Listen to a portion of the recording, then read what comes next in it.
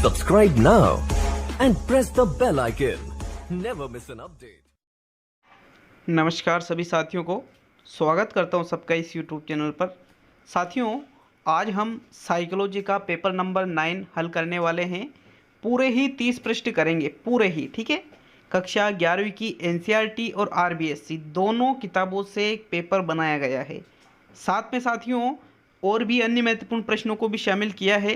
तो कोशिश रहेगी कि आपके एग्ज़ाम लेवल जैसे प्रश्न आपको इस टेस्ट में देखने को मिले। आपका पहला क्वेश्चन दोनों लेवल के लिए है साथियों, और कोई सी भी शिक्षक भर्ती हो सभी के लिए उपयोगी है। तो चलिए प्रश्न संख्या 1 पे, इनमें से कौन सा कथन असत्य है? ठीक है, असत्य कथन। 1879 अर्थात 1879 में जर्मनी में विलियम वुंट ने प्रथम मनोवैज्ञानिक प्रयोगशाला स्थापित की। 1905 में बिने एवं साइमन ने बुद्धि परीक्षण का विकास किया। 1904 में विलियम जेम्स ने प्रिंसिपल ऑफ साइकोलॉजी प्रकाशित की। और इनमें से कोई भी कथन असत्य नहीं है।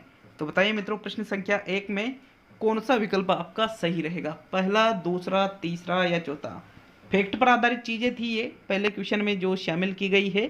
सही आंसर है आपके विकल्प नंबर 3। 1904 में नहीं बल्कि 1890 मतलब 1890 में विलियम जेम्स, जो कि अमेरिका के मनोवैज्ञानिक थे, इन्होंने एक पुस्तक लिखी थी साथियों, प्रिंसिपल ऑफ साइकोलॉजी, जिसमें आत्म संप्रत्यय के बारे में भी इन्होंने बताया था। तो थर्ड विकल्प आपके असत्य कथन है, बाकी पहला दूसरा बिल्कुल सत्य कथन है, इसलिए आपके थर्ड विकल्प सही रहेगा प्रश्न 1 में। नेक्स्ट आगे बढ़ेंगे प्रश्न संख्या 2 पर। तो चलिए दूसरा क्वेश्चन देखते हैं। प्रश्न संख्या 2, हाथ, भुजा एवं शरीर ये सभी आँखों की गति के साथ समन्वित होते हैं 3 वर्ष की अवस्था में, 4 वर्ष की अवस्था में, 5 वर्ष की अवस्था में या 6 वर्ष की अवस्था में। तो बताइए इसका सही आंसर क्या रहेगा? दूसरे क्वेश्चन को अच्छे से देख लीजिए साथियों। इसका राइट आंसर रहेगा आपके विकल्प नंबर 3। जब बालक लगभग 5 वर्ष की अवस्था में आ जाता है तो इसी अवस्था में उसके जो हाथ है, उसकी जो भुजाएं हैं, शरीर है, ये सभी चीज़ें आँखों की गति के साथ समन्वित हो जाती है साथियों। NCERT के बेस्ड पर ये फैक्ट है, ये भी याद रखना, पूर्णतः है। इस पे आप रीट लगा सकते हो इन चीज़ों के आधार पर। क्यों? क्योंकि ये पूर्णतः ऑथेंटिक चीज़ें हैं मित्रों। थर्ड विकल्प आपके दूसरे क्वेश्चन में सही है। अब हम आगे बढ़ेंगे प्रश्न संख्या 3 पर। तो चलिए तीसरा क्वेश्चन देखते हैं आपके प्रश्न संख्या 3। निःशक्त बच्चों के लिए समेकित शिक्षा की केंद्रीय प्रायोजित योजना का उद्देश्य रिक्त स्थान में निःशुल्क को शैक्षिक अवसर उपलब्ध कराना है। विशेष विद्यालयों में, नियमित विद्यालयों में, मुक्त विद्यालयों में या एसोसिएशन के विद्यालयों में। तो देखो प्रश्न संख्या 3 को अच्छे से समझ लीजिए और समझ करके इसका उत्तर बता दीजिए। आपके विकल्प नंबर कौन सा सही है साथियों? दूसरा, नियमित विद्यालयों में। कैसे समझते हैं प्रश्न को कि जो निःशक्त बच्चे हैं, ठीक है, निःशक्त बच्चे हैं, समेकित शिक्षा मतलब समावेशी शिक्षा उनको देने के लिए जो केंद्र सरकार ने जो योजनाएं चलाई है उसका उद्देश्य क्या है कि जो नियमित विद्यालय चलते हैं, मतलब जिन नियमित विद्यालयों में सामान्य बालक पढ़ते हैं उन्हीं बालकों में निःशक्त बच्चों को भी शिक्षा मिले, उनको भी शैक्षिक अवसर उपलब्ध हो। तो आपके जो नियमित विद्यालय वाला विकल्प है यही सही है साथियों प्रश्न 3 में। नेक्स्ट आगे बढ़ेंगे प्रश्न संख्या 4 पर। तो चलिए चौथा क्वेश्चन देखेंगे। आपके प्रश्न संख्या 4 है, उद्यमिता बनाम हीन भावना एरिक्सन के अनुसार किस अवस्था से संबंधित है? शैशवावस्था, बाल्यावस्था, किशोरावस्था, प्रौढ़ावस्था। तो जो एरिक्सन का मनोसामाजिक विकास का सिद्धांत है, इसमें इन्होंने कुल 8 अवस्थाएं बताई है मनोसामाजिक विकास की। साथियों, इनकी जो उद्यमिता बनाम हीन भावना ये मैच करती है बाल्यावस्था से। बाल्यावस्था की अवधि कितनी होती है? 6 से लेकर के 12 वर्ष तक की। और इनकी जो उद्यमिता बनाम हीन भावना, जो कि इनके सिद्धांत की यहाँ पहली, दूसरी, तीसरी, चौथी अवस्था है साथियों। इस चौथी अवस्था की जो अवधि है वो भी 6 से 12 ही है, और जिसको किस नाम से जानते हैं हम? उद्यमिता बनाम हीन भावना। उद्यमिता का मतलब है बालक कार्य करना चाहेगा, लेकिन हम उसको अक्सर टोक देते हैं, उसको कार्य नहीं करने देते, उससे कहते कि अभी तू छोटा है, बड़ा थोड़ी हो गए, इत्यादि इत्यादि। तो उसके अंदर हीन भावना भी उत्पन्न हो जाती है। आपके सेकंड विकल्प सही है साथियों प्रश्न 4 में। नेक्स्ट आगे बढ़ेंगे अब हम प्रश्न संख्या 5 पर। तो चलिए 5वें क्वेश्चन को देखेंगे। आपके प्रश्न संख्या 5 है, एक व्यक्ति के परिवेश की रूपरेखा का मानसिक प्रतिरूप कहलाता है? संज्ञानात्मक मानचित्र, संज्ञानात्मक अधिगम, संज्ञान और जीववाद। तो 5वें क्वेश्चन का सही आंसर बताइए साथियों, कौन सा रहेगा, पहला, दूसरा, तीसरा या चौथा? देखो राइट आंसर है आपके प्रश्न संख्या 5 में, इसको हम संज्ञानात्मक मानचित्र कहेंगे। स्टार कर लो, चाहो तो लिख भी सकते हो। एग्जाम की दृष्टि से अति महत्वपूर्ण प्रश्न है, बहुत ही ज़्यादा। जब व्यक्ति के परिवेश की, यहाँ एक शब्द आ रहा है रूपरेखा, रूपरेखा का मतलब संपूर्ण चीजें, तो साथियों उसका मानसिक प्रतिरूप है, उसको ही हम संज्ञानात्मक मानचित्र के नाम से जानते हैं। विकल्प नंबर आपका 1 सही है। बाकी जीववाद में तो क्या होता है कि प्रत्येक वस्तु को जीवित माना जाता है। संज्ञानात्मक अधिगम और संज्ञान, ये दोनों चीजें अलग है साथियों। तो नेक्स्ट प्रश्न नंबर 6 पे आते हैं, आपके 6वां क्वेश्चन। प्रश्न संख्या 6 को समझिएगा और दीजिएगा उसका सही आंसर। इसका आत्म संप्रत्यय के संदर्भ में कौन सा कथन सही नहीं है? व्यक्ति अपने आत्म संप्रत्यय के अनुसार ही संसार के प्रति प्रतिक्रिया करता है। दूसरा है योग्यता के संबंध में यदि आत्म संप्रत्यय ऊंचा हो तो योग्यता उच्चता की ओर होती है। तीसरा है आकांक्षा का स्तर वास्तविक होने का प्रभाव आत्म प्रत्यय के विकास पर धनात्मक होता है। और चौथा और अंतिम विकल्प है परिपक्वता एवं आत्म संप्रत्यय में कोई संबंध नहीं होता है। तो बताइए इनमें से कौन सा कथन है जो कि आत्म संप्रत्यय के संदर्भ में सही नहीं है? बताइए प्रश्न संख्या 6 में कौन सा विकल्प आपका सही रहेगा, पहला, दूसरा, तीसरा, चौथा? टाइम ज़्यादा ले लिया है इसके लिए आपने, तो इसका सही आंसर है साथियों विकल्प नंबर 4, परिपक्वता एवं आत्म प्रत्यय में कोई संबंध नहीं होता। ये पूर्णतः गलत है। क्यों है गलत? क्योंकि परिपक्वता मतलब जैसे जैसे हमारी आयु बढ़ेगी, परिपक्वता बढ़ती जाएगी, तो हमारा आत्म संप्रत्यय भी धीरे धीरे विकसित होता जाएगा साथियों। धनात्मक संबंध होता है दोनों में। फोर्थ विकल्प आपके असत्य कथन है। बाकी तीसरा, दूसरा, पहला समझाऊंगा तो टाइम ज़्यादा हो जाएगा।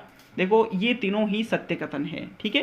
नेक्स्ट आगे बढ़ेंगे प्रश्न संख्या 7 पर। तो चलिए देखते हैं आपके प्रश्न संख्या 7 को। मित्रों इसके पहले भी मैंने टेस्ट अपलोड किया है पर्यावरण का, पूरे ही 30 प्रश्न है, पर्यावरण का टेस्ट नंबर 12 अपलोड किया है, जरूर देखिएगा उसको भी एक बार, उसमें भी बहुत कुछ आपको नया सीखने को मिलेगा। मित्रों छोटे बच्चों के गालों को छूने पर उसका मुंह खोलना एवं सिर को हिलाना ये क्या कहलाता है? विकल्पों को देखिए, पहला विकल्प क्या है आपके पकड़ना, दूसरा है मोरो, तीसरा है रूटिंग और चौथा है बेबिंस्की। तो इनमें से मैंने एक सवाल पिछले टेस्ट में दिया था और एक सवाल यहाँ पर लेकर आया हूँ। वहाँ पर देखिए बेबिंस्की आपका आंसर था और यहाँ पर आपके वहाँ पर क्या था, पैरों के तलवे को ठोका जाता था, ठीक है। और यहाँ पर है बच्चों के गालों को आप छू रहे हो तो मुंह खोल रहा है और सिर को हिला रहा है, तो साथियों इसको रूटिंग कहा जाता है। क्या कहा जाता है? इसको रूटिंग के नाम से जाना जाता है। थर्ड विकल्प आपके सही है साथियों प्रश्न संख्या 7 में। नेक्स्ट आगे बढ़ेंगे अब हम प्रश्न संख्या 8 पर। तो चलिए 8वें क्वेश्चन को देखेंगे, क्या पूछा जा रहा है आपसे। ये देखिए, एक बालक के सामने अच्छा व्यवहार करना चाहिए क्योंकि बालक जैसा व्यवहार देखेगा वैसा ही व्यवहार सीखेगा। किस सिद्धांत से यह संबंधित है? प्राचीन अनुबंधन का सिद्धांत, प्रेक्षणात्मक अधिगम का सिद्धांत, क्रिया प्रसूत अधिगम का सिद्धांत, अव्यक्त अधिगम का सिद्धांत। तो बताइए इनमें से ये जो ऊपर उदाहरण दिया गया है इसका संबंध कौन से सिद्धांत से है साथियों? तो आपके जो सही आंसर है, सोच लिया होगा आपने, देख लेते हैं। राइट आंसर है साथियों प्रेक्षणात्मक अधिगम का सिद्धांत इसमें सही आंसर है। कैसे? क्योंकि बालक के सामने अच्छा व्यवहार करना चाहिए, बालक जैसा व्यवहार देखेगा वैसा ही सीखेगा, मतलब वो उस चीज़ को प्रेक्षण करेगा, उस चीज़ का अवलोकन करेगा, जैसा देखेगा वैसा सीखेगा, ऐसा प्रेक्षणात्मक अधिगम का सिद्धांत कहता है। साथियों इसमें एक शब्द आता है मॉडलिंग, मॉडलिंग का शब्द का प्रयोग इसी के लिए किया जाता है।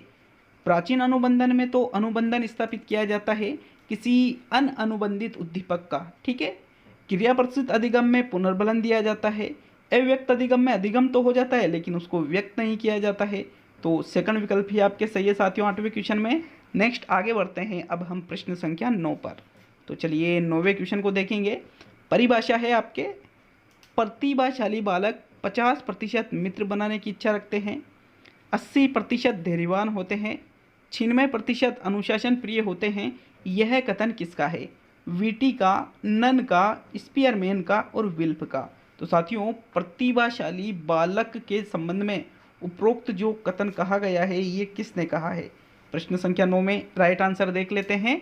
विकल्प नंबर 1, उपरोक्त कथन वीटी के द्वारा कहा गया है साथियों कि भाई इन्होंने प्रतिभाशाली बालक के संबंध में कहा है कि 50% प्रतिभाशाली बालक क्या सोचते हैं कि मेरे मित्र बने, 80% धैर्यवान होते हैं और 96% अनुशासन प्रिय होते हैं। तो चलिए आगे बढ़ेंगे प्रश्न संख्या 10 पर। आपके प्रश्न नंबर 10, मानसिक संरचना व मानसिक कार्यों में विभेद का परिणाम है। स्टार कर लीजिए। वेरी वेरी इंपॉर्टेंट क्वेश्चन है साथियों, बहुत ही इंपॉर्टेंट है ये। डिसलेक्सिया, डिसग्राफिया, डिसकैलकुलिया और इनमें से कोई नहीं। तो देखो, हमारी जो मानसिक संरचना है, मानसिक संरचना और जो मानसिक कार्य है उनमें विभेद आ रहा है साथियों, ठीक है। तो उसका जो परिणाम है वो होता है डिसलेक्सिया। क्या होता है वो? डिसलेक्सिया, जिसको हम पठन संबंधी अक्षमता भी कहते हैं। विकल्प नंबर आपका 1 सही है साथियों, प्रश्न संख्या 10 में।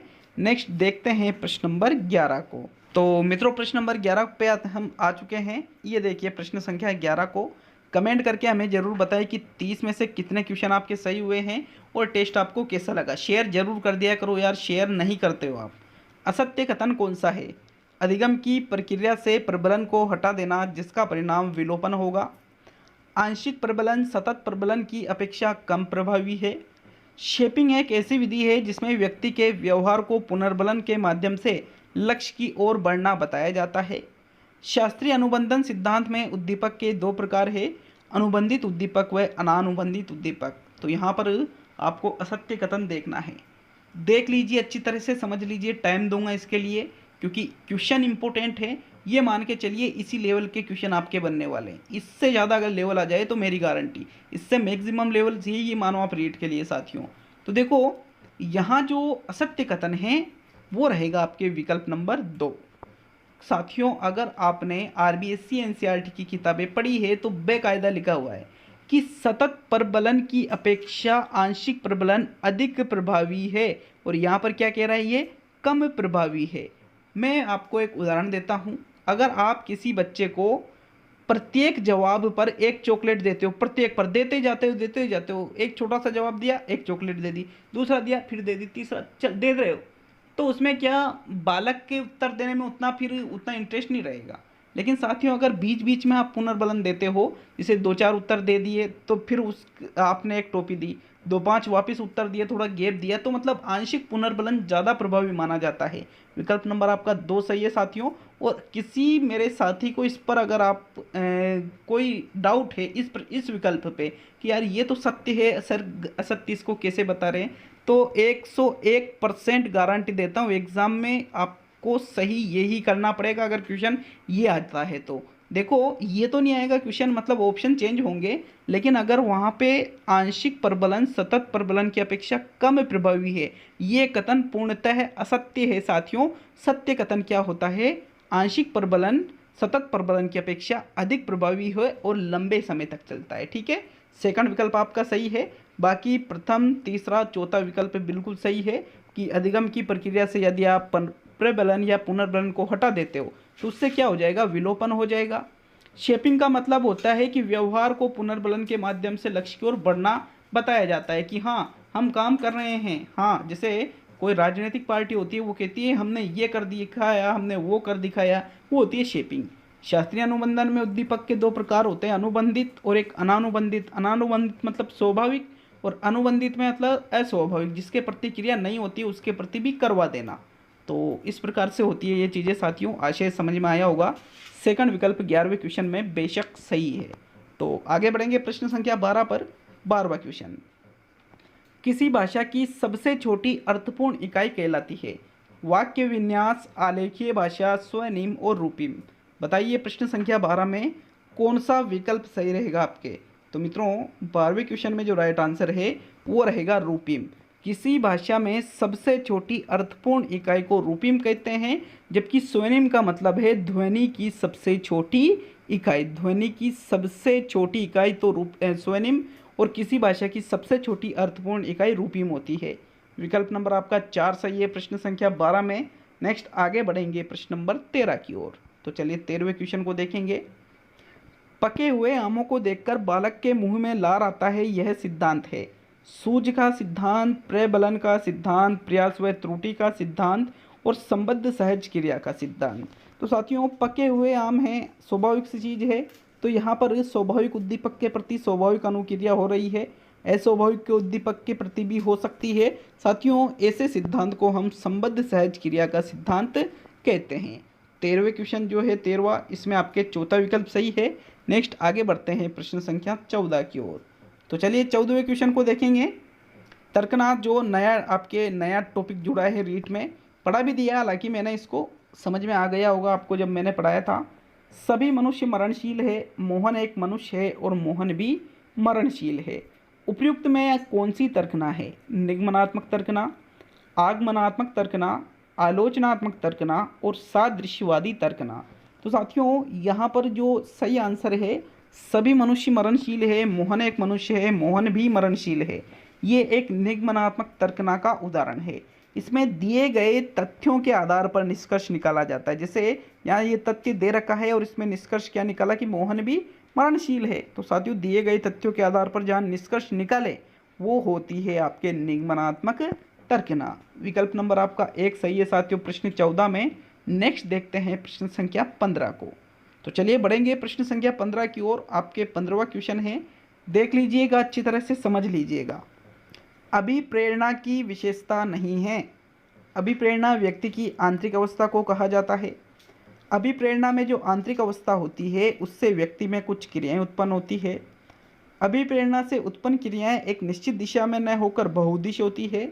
जैविक मांग अर्थात शुद्ध आंतरिक संतुलन के प्रति की गई प्रतिक्रिया से प्राणी में एक उत्तेजित अवस्था उत्पन्न होती है। तो इनमें से बताइए कौन सा अभिप्रेरणा की विशेषता में नहीं आता है।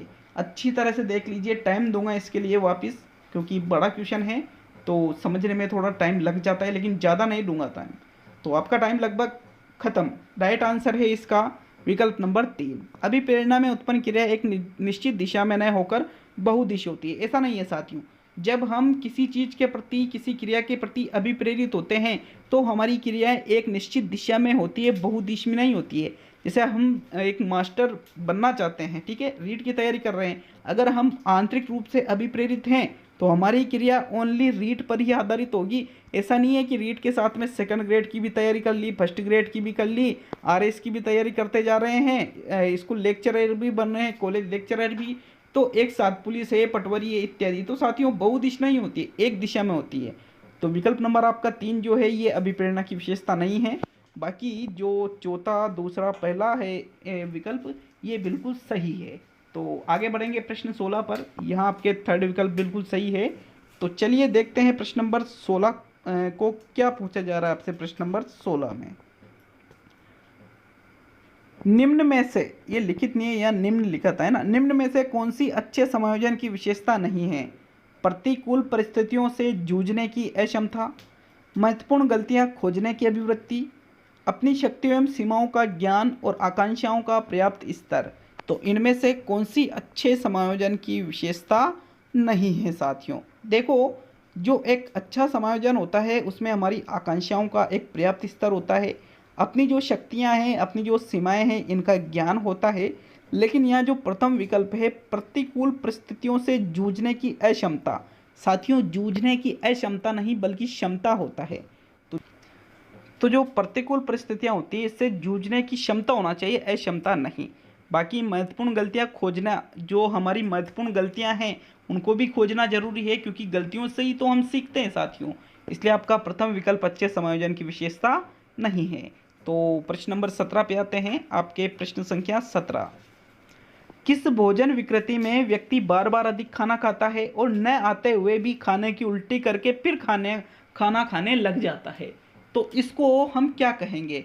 एनोरेक्सिया नर्वोसा कहेंगे, बुलिमिया नर्वोसा कहेंगे, दोनों कहेंगे, या इनमें से कोई? तो साथियों प्रश्न संख्या 17 में जो सही आंसर है वो रहेगा विकल्प नंबर 2, बुलिमिया नर्वोसा आपका सही आंसर है।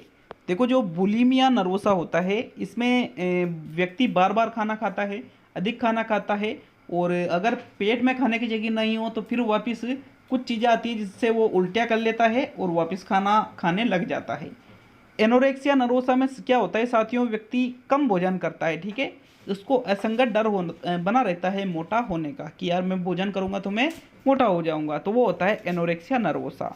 रीट के एग्जाम में यहाँ से प्रश्न भी पूछा जा चुका है, आपके सेकंड विकल्प प्रश्न संख्या 17 में सही है साथियों। आगे बढ़ेंगे प्रश्न संख्या 18 पर। यहाँ कौन सा विकल्प है, विकल्प नंबर 2। तो आपके 18वां क्वेश्चन देखते हैं। दांत के डॉक्टर के पास जाना या दांत सड़ने देना, यह किस द्वंद्व का उदाहरण है? उपागम परिहार द्वंद्व, उपागम उपागम द्वंद्व, परिहार परिहार द्वंद्व और परिहार उपागम द्वंद्व। तो देखो, दांत के डॉक्टर के पास जाना या दांत को सड़ने देना, अब यहाँ पर ये जो द्वंद्व है ये है परिहार परिहार द्वंद्व का उदाहरण। कैसे? क्योंकि परिहार परिहार मतलब दोनों ही नहीं चाहते कि भाई दांत के डॉक्टर के पास जाऊंगा मैं तो हो सकता है कि मेरा दांत ही उखाड़ दे, या फिर बहुत ज़्यादा दर्द होगा वो इलाज करेगा, या फिर दांत सड़ने देना और ये भी सोचते हैं कि यार दांत सड़ेगा तो फिर वो और ज़्यादा दिक्कत आएगी। तो इस प्रकार के द्वंद्व को हम परिहार परिहार द्वंद्व कहते हैं। तो थर्ड विकल्प आपके सही है इस क्वेश्चन में। नेक्स्ट प्रश्न नंबर 19 को देखेंगे मित्रों। आपके 19वां क्वेश्चन, शिक्षा के संदर्भ में सामाजिकरण से तात्पर्य है सामाजिक वातावरण में अनुकूलन और समायोजन करना, सामाजिक मानदंडों का सदैव अनुपालन करना, अपने सामाजिक मानदंड बनाना और समाज में बड़ों का सम्मान करना। तो इनमें से बताइए, शिक्षा के संदर्भ में सामाजिकरण का अर्थ किससे लिया जाएगा साथियों? प्रश्न संख्या 19 में देख लीजिए अच्छी तरह से कौन सा विकल्प आपका सही रहेगा। तो मित्रों 19वें क्वेश्चन में जो राइट आंसर है वो रहेगा सामाजिक वातावरण में अनुकूलन करना और समायोजन करना। जो हमारा समाज का वातावरण है, जिस प्रकार के वहाँ की मान्यताएं, रीति रिवाज इत्यादि, पहनावा या फिर अन्य जो चीज़ें हैं उनमें और समायोजन करना और उसके आधार पर स्वयं को उसके अनुकूल कर लेना, यही सामाजिकरण कहलाता है। प्रथम विकल्प 19वें क्वेश्चन में सही है मित्रों। नेक्स्ट प्रश्न नंबर 20 पे आते हैं।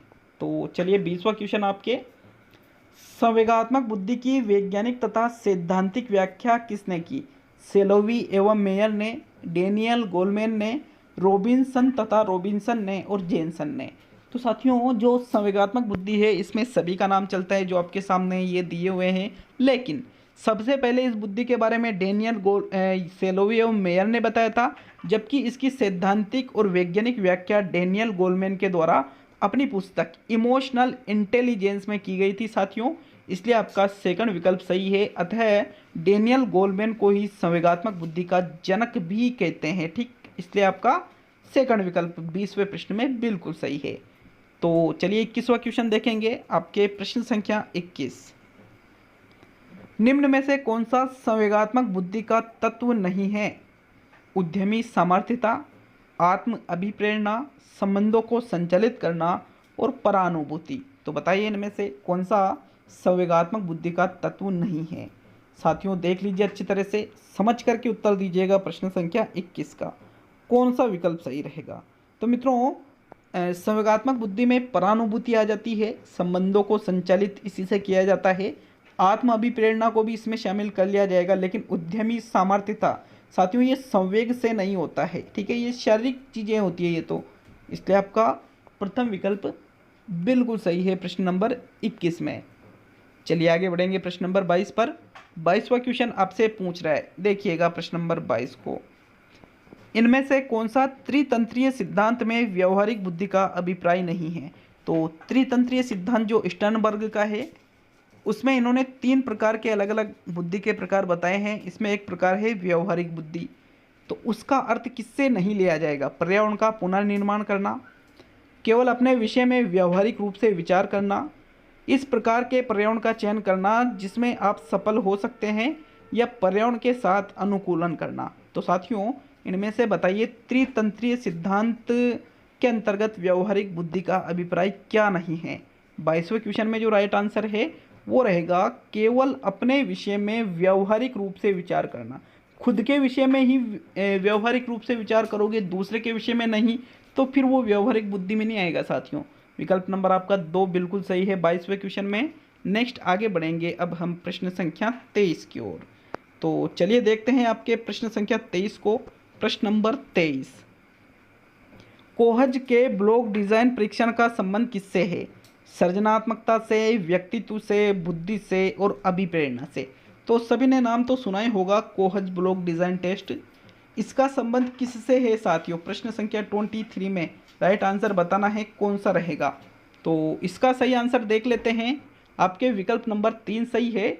कोहज ब्लॉक डिजाइन टेस्ट का संबंध बुद्धि से है।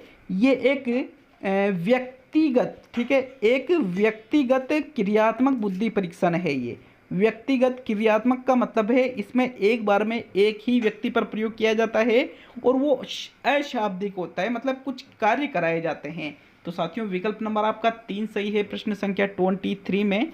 नेक्स्ट प्रश्न नंबर 24 पे आते हैं। तो 24वां क्वेश्चन, सृजनात्मक परीक्षणों में किस चिंतन का उपयोग किया जाता है? अपसारी चिंतन का, अभिसारी चिंतन का, तार्किक चिंतन का और आलोचनात्मक चिंतन का। प्रश्न नंबर 24 में देख लीजिए सही आंसर पहला, दूसरा, तीसरा या चौथा कौन सा रहेगा? तो मित्रों 24वें क्वेश्चन में राइट आंसर है आपके सृजनात्मक परीक्षणों में तो अपसारी चिंतन का प्रयोग होता है और जो बुद्धि परीक्षण होते हैं उनमें अभिसारी चिंतन का प्रयोग होता है। आपका यहाँ पर प्रथम विकल्प सही है साथियों। प्रश्न संख्या 24 में सभी ने नाम तो सुन ही रखा होगा अपसारी चिंतन का। अब हम देखेंगे प्रश्न संख्या 25 को, 25वां क्वेश्चन देखेंगे साथियों। आपके प्रश्न संख्या 25, परिपक्वता का एक उदाहरण है कि जब बालक सीखता है चित्रांकन करना, पढ़ना, साइकिल चलाना और चलना। तो इनमें से परिपक्वता का उदाहरण किससे लिया जाएगा? प्रश्न नंबर 25 में देख लीजिए अच्छे से कौन सा विकल्प सही है साथियों आपके। देखो, चित्रांकन करना एक सीखने का उदाहरण है, पढ़ना सीखने का उदाहरण है, साइकिल चलाना सीखने का उदाहरण है, लेकिन परिपक्वता के कारण हम चलते हैं, दौड़ते हैं साथियों। ये चलना एक परिपक्वता का उदाहरण है। चौथा विकल्प 25 में बिल्कुल सही है। नेक्स्ट देखेंगे प्रश्न नंबर 26 को। लेकिन वीडियो अच्छा लगे तो लाइक अभी तक भी नहीं किया है तो यार ज़रूर कर दीजिएगा, और चैनल पर नए हो तो सब्सक्राइब करना नहीं भूले। बार बार कहने की ज़रूरत नहीं पड़नी चाहिए। शेयर करना सभी ग्रुप्स में वीडियो को, अच्छा लगे तो, नहीं लगे तो बिल्कुल डिसलाइक करके चैनल को अनसब्सक्राइब कर दो। गालियाँ देके चले जाओ कमेंट में अगर चाहो तो, इतना ख़राब लगता है तो। बाकी अगर अच्छा लगता है तो यार ये जो जिम्मेदारी दी जा रही है इसको 5-10 सेकंड निकाल के पूरा कर दिया करो। प्रश्न संख्या 26, सतत एवं व्यापक मूल्यांकन से तात्पर्य है नियमित रूप से मासिक परीक्षा लेना, सीखने की प्रक्रिया के दौरान शैक्षिक एवं शैक्षिक क्षेत्रों की नियमित रूप से आकलित करना, नियमित रूप से कक्षा में गतिविधियां आयोजित करना और अंक या ग्रेड प्रदान करना। तो साथियों CCE का मतलब, अब देखो यहाँ पर पहला, दूसरा, तीसरा तीनों ही विकल्प सही लग रहे। ऐसे संबंध में हम क्या करते हैं, जो बेस्ट ऑफ बेस्ट विकल्प होता है, सबसे ज़्यादा सटीक, हम उसका चयन करते हैं फिर और उसको ही सही करते हैं। क्योंकि गोला तो एक ही भरना होता है, चार में से दो गोले थोड़ी भरेंगे, 3 थोड़ी भरेंगे। गोला तो एक ही आता है साथियों जो सबसे बेस्ट होता है। भले ही 3 सही मान ले वो अलग बात है, लेकिन गोला तो आप एक ही भरोगे। तो राइट आंसर है आपके विकल्प नंबर 2, सीखने की प्रक्रिया के दौरान शैक्षिक एवं शैक्षिक क्षेत्रों की नियमित रूप से आकलित करना। क्योंकि सतत में क्या होता है, नियमित रूप से आकलित करना, व्यापक में क्या होता है, शैक्षिक और शैक्षिक दोनों क्षेत्र आ जाते हैं। तो सेकंड विकल्प 26 में सही है। नेक्स्ट देखेंगे प्रश्न नंबर 27 को। तो चलिए 27वां क्वेश्चन, व्यक्तित्व के संबंध में जीवन शैली तथा हीनता मनोग्रंथि का विचार किसने प्रस्तुत किया? कैरन होर्नी, आइंजेक, युंग और एडलर। बताइए इनमें से किसके द्वारा जीवन शैली और मनोग्रंथि का विचार व्यक्तित्व के संबंध में प्रस्तुत किया था। साथियों वेरी इंपॉर्टेंट क्वेश्चन है, very very very important. RBSC किताब से लिया गया है 27 क्वेश्चन। तो यहाँ जो जीवन शैली और हीनता मनोग्रंथि है ये एडलर के द्वारा बताया गया है। चौथा विकल्प 27 में सही है। नेक्स्ट प्रश्न नंबर 28 को देखेंगे। तो चलिए 28वें क्वेश्चन पे आते हैं हम। प्रश्न नंबर 28, प्रक्षेपी तकनीक व्यक्तित्व के किस सिद्धांत पर आधारित है? मनोविश्लेषण सिद्धांत, व्यवहारवादी सिद्धांत, संरचनावादी सिद्धांत और गेस्टाल्टवादी सिद्धांत। देखो साथियों, प्रक्षेपी तकनीक हमारे अचेतन मन का अध्ययन करती है, ठीक है, और अचेतन मन जैसी चीज़ें हमें मनोविश्लेषणात्मक सिद्धांत में सिगमंड फ्राइड के द्वारा बताई गई है। इसलिए आपका प्रथम विकल्प प्रश्न नंबर 28 में सही है। तो नेक्स्ट आज का सेकंड लास्ट मतलब 29वां क्वेश्चन देखते हैं, आपके प्रश्न संख्या 29।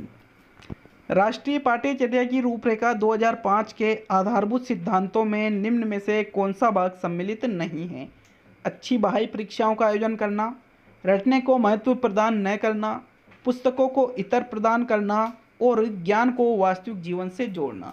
तो बताइए इनमें से 29वें क्वेश्चन में एनसीएफ 2005 के जो आधारभूत सिद्धांत है इसमें कौन सी चीज़ सम्मिलित, कौन सा भाग सम्मिलित नहीं होगा साथियों? 29वें क्वेश्चन में देखो, इसमें ज्ञान को वास्तविक जीवन से जोड़ा गया है, रटने को महत्व प्रदान नहीं किया गया है साथियों, पहला या तीसरा। तो राइट आंसर है अच्छी बाह्य परीक्षाओं का आयोजन करना। ये चीज़ एनसीएफ 2005 के आधारभूत सिद्धांतों में नहीं बताई गई है। आपके यहाँ प्रथम विकल्प सही है 29वें क्वेश्चन में। अब आज का अंतिम और 30वां क्वेश्चन कमेंट करके जरूर जाना कि कितने क्वेश्चन आपके सही हुए हैं साथियों। और देखिएगा, इस कोई डाउट हो तो उसके लिए भी आप कमेंट कर सकते हो कि सर हमें इस प्रश्न पे डाउट है। निम्न में से कौन सा दबाव के कारण होने वाला सांवेगिक प्रभाव है? जी घबराना, डर लगना, बुखार आना और उल्टी करना। देखो, दबाव के कारण सांवेगिक, साथियों हमारा जो सांवेगिक प्रभाव है वो है डर लगना। साथियों संवेग से संबंधित है डर लगना, इसलिए आपका सेकंड विकल्प 30वें क्वेश्चन में सही रहेगा। तो ये टेस्ट पूरा हुआ, कैसा लगा कमेंट करके जरूर बताइए, लाइक शेयर सब्सक्राइब करना नहीं भूले साथियों। तो मिलते हैं आप अगले वीडियो में, और परीक्षा आपके नियत तिथि को ही होगी, ये हमेशा याद रखना, ठीक है? नियत तिथि 26 सितंबर को। तो मिलते हैं आप अगले वीडियो में। बहुत बहुत धन्यवाद सभी का।